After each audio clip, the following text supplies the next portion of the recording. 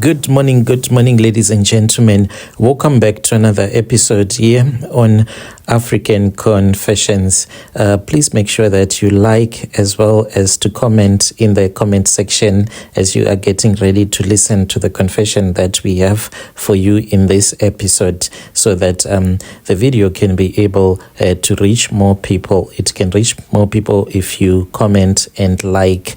The following story that you're going to be listening to, it comes from a translation of a message that I received, and the translation of that message, it reads like this. Hello, Brother Nanshi, how are you? Can you please post my own story as anonymous? I am a South African woman. We used to be wealthy, and by wealthy, I mean the wealth that we had, me and my husband. It was generational wealth that had been passed down by his great-grandfather. He had many cows and he moved from KZN and he came to Johannesburg. He then focused on the businesses that black people were allowed during apartheid that was happening in our country, and he started to work in the system, not against the system. That is how he managed to create generational wealth that he passed to my husband's grandfather, and then the wealth was passed to my husband's father, and it was passed down to the children as well. So I met my husband when we were in university. I did not come from a wealthy family, but my parents, they were middle-class family. My father was a lawyer and my mother, she was a nurse. So we were not rich, but we managed really well. We stayed in the suburbs and I went to university. I studied law, just like what my father wanted me to do, even though my mom wanted me to become a doctor.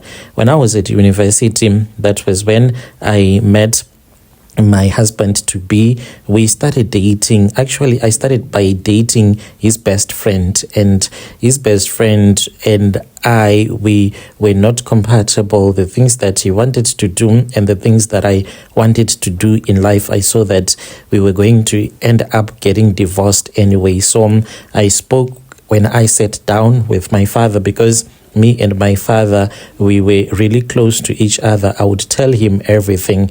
When I was dating that man, that was when I told my father that there was a boy that I was dating, and I brought him over to my parents' house for the introductions. And my father then said that with my character and his character, even though I had already discovered that there was a big difference between us, because he was too much of an outgoing person. He loved drinking and I hated drinking alcohol. So my father then said that we were not compatible. We then broke up. After we had broken up, then my husband to be, he would come to me. He wanted to know what had happened between me and his friend, because he did not understand, because we used to be so tight before all of these things had happened. And I told him that me and his friend, we were two different people, and it was going to be very hard for us to achieve anything in life. So he then proposed love to me. I did not want, but later on I agreed, and then we started dating, and we dated throughout university. After we had graduated, soon after we had started working, because since he came from a very rich family, like we just came out of university, he already had an apartment that he had been brought for him by his mother as a birthday gift, as well as a graduation gift, since he had managed to graduate. So it was a nice thing knowing that your boyfriend already has an apartment that is in his name. And then I moved in with him against what our parents wanted. They wanted us to get married first, but I was pregnant at that time. We then got married when I was pregnant, and we were staying together. Fast forward, after 5 years, when we had gotten married, we had our first child. Then we had our second baby, the one that we ended up sacrificing when we went to Mozambique to do the rituals. My husband, he was an entrepreneur. He always thought of having other businesses that he wanted to do, because his parents, they were into real estate because they owned many properties, but he wanted to be his own man. What he loved was to do franchises. That was what he wanted. He wanted to do franchise. So after we had our second child, my husband then said that he wanted to carve his own path, and he did not want to rely on the wealth that was left behind by his grandparents, because people in the family, they were always fighting for the wealth. There was always family drama at all the times, and he wanted to be his own man because this was a family run business. There were always family politics and drama that was happening, and he did not want that. So with the money that we had, we started a business, but that business, it turned out to be a very bad investment. So we waited for a little while, and then my husband told me that he wanted us to start a franchise, which was a Deboniars franchise. So me and my husband, we then agreed, but the money that was wanted in order for you to be able to start that franchise, we did not have the millions that was required. So me and my husband, instead of going to borrow the money from his parents, my husband and I, we then approached our bank, and they were more than happy to borrow us the money that was needed. Initially, we wanted money which was around 2.5. It was going to be able to cover us with the money that we had already. Then the bank was able to give us 2.350 with the 2,350,000 rands that we had gotten. Then we reapplied, and after the approval, then we set up the shop. And then I told my husband that we were supposed to find a manager who was already experienced, but my husband then said that he wanted us to hire one of our friends.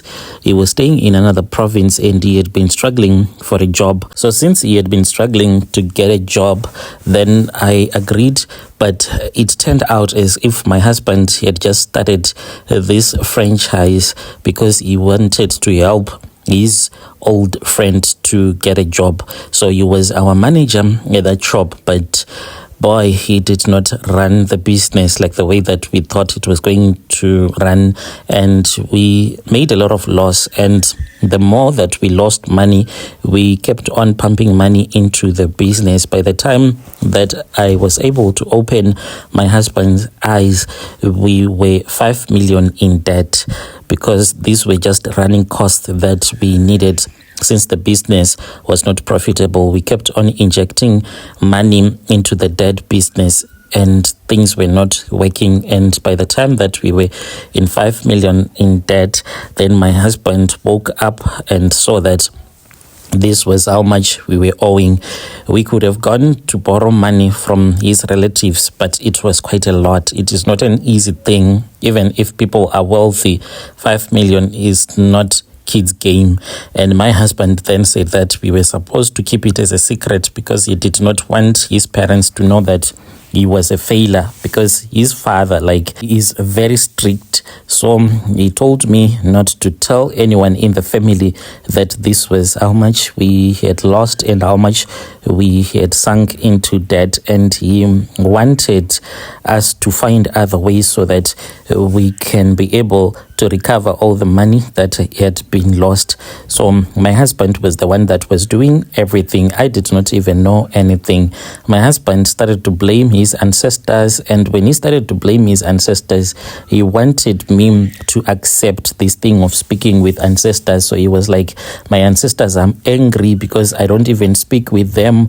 We have to speak with our ancestors. We would go and we would buy traditional brewed beer.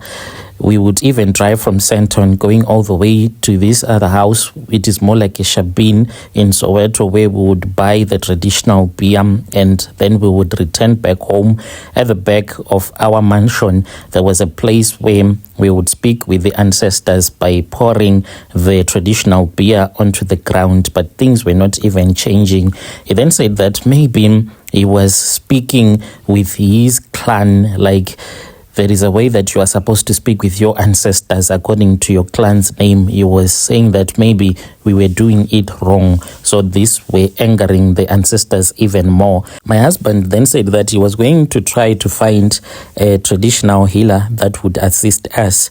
We were then assisted by a traditional healer that had connections in Mozambique. All along, I did not know all the plans that my husband had. He was already into money rituals, just that he wanted my approval, and he was scared to tell me straight on that I have been doing money rituals. So he ended up convincing me, and then I went with my husband to Mozambique. When we went to Mozambique, I was then told by the traditional healer that I was the only person that could help my husband so that he can get out of debt.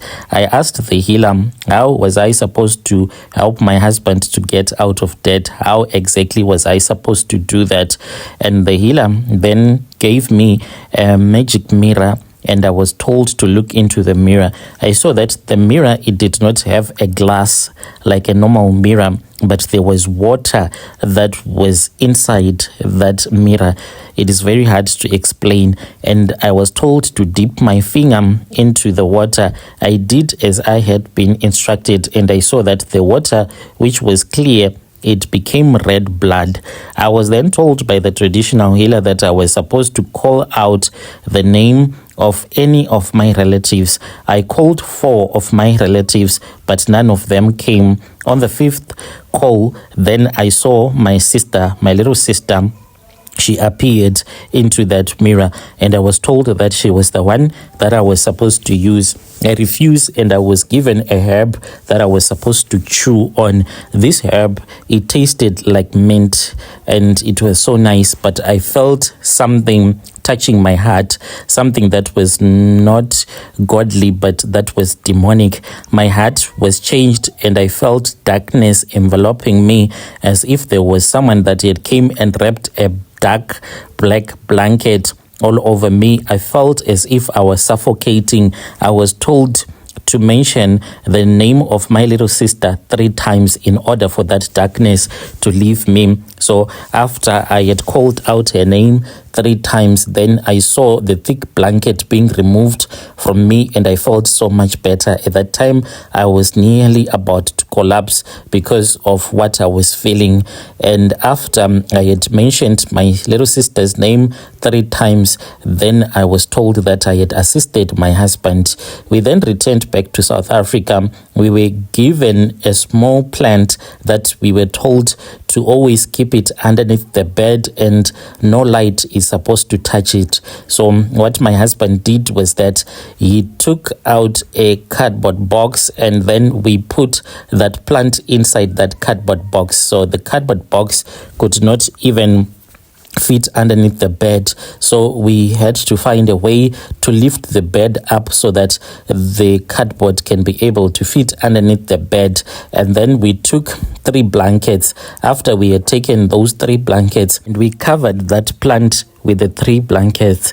After each and every 4 nights, we were supposed to go underneath the bed. Me and my husband, we were supposed to sleep with each other. Since there was no space, we will use that style that is called spooning. I'll be having my back against him, and he will be making love to me. When we would have finished making love, the flower would come out of the cardboard box, and it will start to suck my manhood as well as my private part, and then we would get off from underneath the bed. Fast forward, I was then told to go and collect my little sister. I went and I collected my sister, and we started staying with her. I knew that my sister, she was not on family planning pill, and I wanted my sister to be impregnated by my husband because the blood that she would be carrying in her womb, that was needed for this flower to be able to start giving us money. So I started to put some high libido pills that I would buy online, and I would crush them, and I would put in the juice in the water that I would give to her for her to drink. And she started to have this high libido of wanting to make love, and I knew that very well. We waited until one night, and she now had the habit of pleasing herself with a cucumber late at night, because we had put a secret camera in the room where she was sleeping. So me and my husband at night, we would watch as she would be busy pleasing herself with a cucumber, because of the way that she wanted to make love so desperately. And we made sure that she never left the house, so that she can always be turned on, and there is no one that could sleep with her except for my husband. The night when we saw that indeed she was really turned on, my husband then went and just knocked on the door. When she opened, my husband walked in there, and he was not wearing anything. She was really high, and they started making love as I watched them. So this continued until she fell pregnant. She thought that it was a secret affair, but I knew everything. When she fell pregnant, I then went to the pharmacy. I bought some pills that I knew very well that they can cause miscarriage. I returned back home, and I put the pills into the water, because she was complaining of a headache, because she was now having pregnancy symptoms. I then gave her a glass of water that had the pills in there, and then she started to bleed about 3 hours later, and that is how she had the miscarriage. When she was bleeding, the plant was the one that was drinking the blood that was coming out of her private part. We took her to the doctors, got her cleaned up, and I returned her back to my parents. Me and my husband, we then started to see that whenever we would have finished making love, inside that box there will be money. We started to pay off the bills, and we made payment arrangements with the debt collectors, depositing money whenever we would get the money in the cardboard box, until we managed to pay off 5.8, because the money that we had to pay back, we had to pay it back with higher interest, since we had failed to meet our obligations of paying the debt in time. We then returned back to Mozambique. This we did so that we can thank the traditional healer. When we went to Mozambique with the intentions of us wanting to thank the traditional healer, that was when I was told that the second child that I had given birth to, the blood was needed as well. I cried and I rolled all over at that shrine, because I was begging the healer, begging my husband to speak with the traditional healer so that my child won't be sacrificed. But my husband reminded me of where we were coming from and where we wanted to go with life, and we could still have more children. And as a man, it is easy for a man to say that we can have other children after we would have sacrificed this. That is what pains me to this very day, what he said when he said that we can still have more children. The 9 months that I had the bond and the pain of giving birth, it affects me to this very day, knowing that I sacrificed my own child simply because me and my husband, we were too proud to return back to his parents and to tell them that we had started a business that we had started, and we had failed in that business. And failure, sometimes you can fail, and it is okay. For each and every time when you fall to the ground, you can still rise up again. So the wealth that me and my husband that we have, it is not wealth that we can share with anyone. It is not wealth that can be left behind. Once we die, we die. Do you know, Brother Nashim, I have a Zimbabwean woman that is my maid. You know how much I pay her? Even though we are multimillionaires, I'm not allowed to pay her more money. I only pay her 3.6. Most of the maids that stay in the area where we stay, they get up to 7K. She is the lowest paid maid in our estate, but we are not allowed to give a person money that they deserve. The more that she cries, knowing that we are not paying her enough, the more the money that comes to us. Even if I see someone that is suffering, I'm not even allowed to help that person. The healer told us that if you see a person that is starving to death, go and buy, for an example, buy McDonald's, sit next to that starving person, eat and enjoy, lick your fingers, and leave nothing for that starving person. It really hurts knowing that you are wealthy, but it is money that you just blow on buying expensive cars and going on multiple vacations, just blowing off the money without assisting anyone in your life. Dear listeners, right, there was a message that was sent to me by one of our dear sister. Let us try to speak with our sister in the comment section. Strange things indeed they do happen in this world. Hey.